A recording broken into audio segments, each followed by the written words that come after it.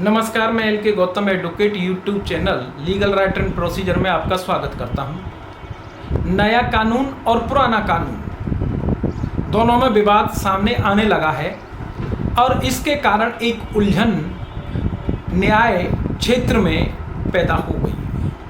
लेकिन हर उलझन का समाधान होता है। अगर ये उलझन है और विवाद है तो इसका समाधान भी दिया जाएगा। यानी सीआरपीसी और बीएनएसएस के बीच विवाद की स्थिति है और अक्सर करके हम लोगों के सामने भी अदालतों में ये समस्याएं आ रही हैं किस सेक्शंस के अंतर्गत प्रार्थना पत्र दिया जाए, किसके अंतर्गत नहीं दिया जाए। चूंकि परिस्थितियां ऐसी हैं, एक उलझन है लेकिन चला रहे हैं, अदालतें चला रही हैं फिलहाल, लेकिन कहीं कहीं आपत्ति आ रही है। ऐसा ही मामला दिल्ली हाई कोर्ट के अंतर्गत उठा।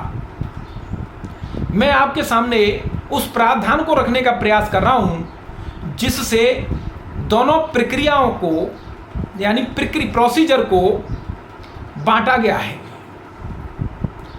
भारतीय नागरिक सुरक्षा संहिता 2023 की धारा 531 उपधारा 1A ये कहती है, यानी ये बंटवारा करती है, बचाती है, नई कानून और पुरानी कानून का बंटवारा करती है।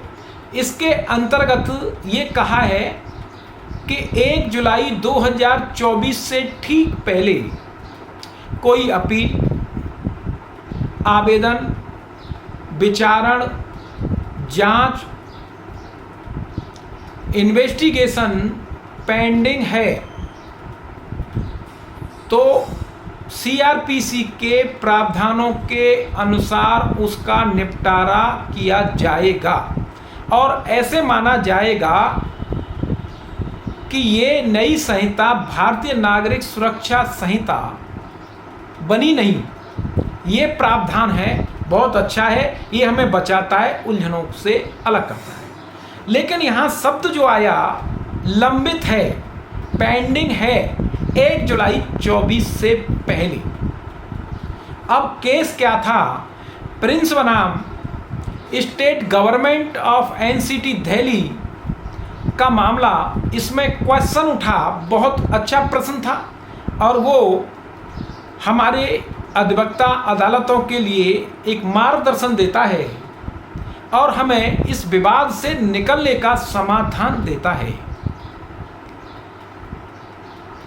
1 जुलाई 2024 से पहले एफआईआर धारा 376, 328, 506 के अंतर्गत दर्ज हुई। लेकिन इसमें एंटीसिपेटरी बेल डाली गई, रीड विद 482, वो 1 जुलाई के बाद।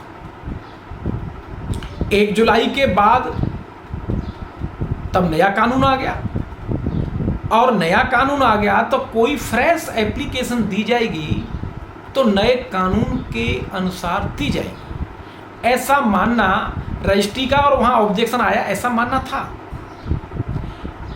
जिन अधिवक्ता के द्वारा एप्लीकेशन फाइल की गई उन्होंने कहा कि 531 उपधारा 2A के अनुसार सीआरपीसी एप्लीकेबल होगी चूंकि ये 1 जुलाई से पहले का मामला था।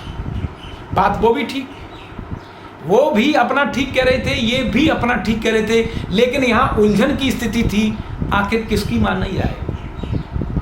तो इस मामले में विवाद जो था वो बाद में दाखिल करने का और नए कानून के प्रावधान दाखिल नहीं था, इसलिए प्रार्थना पत्र की सुनवाई संभव नहीं थी। अदालत ने यह कहा कि ठीक है, ये प्रावधान है, यहाँ लंबित शब्द है, लंबित नहीं है। 482 या एंटीसिपेटरी बेल आपकी लंबित नहीं थी, पुराना केस ला था, लेकिन लंबित न होने के कारण न्यू फाइलिंग है। तब ऐसी स्थिति में इस विवाद से बचने के लिए दिल्ली हाई कोर्ट ने प्रिंस के मामले में ये मार्गदर्शन प्रस्तुत किया। कई बार ये प्रश्न उठ रहा है और आ भी रहा है कि 156(3) दाखिल किस प्रावधान के अंतर्गत की जाए। चूंकि अब नई धारा 175(3) आ गई और 1 जुलाई से पहले का कोई मामला है, तब हम किस में करें?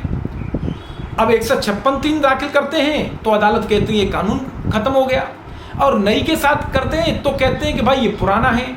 तो यहाँ स्थिति पेंडिंग और लंबित के मामले में है, कोई मामला लंबित हो तब वो लागू होगी, लेकिन जब लंबित नहीं है और न्यू फाइलिंग है तो BNSS के अंतर्गत दाखिल किया जाएगा। यहाँ दिल्ली हाई कोर्ट ने हमें ये रास्ता दिया कि जिस प्रावधान के अंतर्गत पुराना कानून लागू हो रहा है और प्रावधान के अंतर्गत कोई प्रार्थना पत्र दिया जा रहा है तो नए प्रावधान को रीड विद करिए।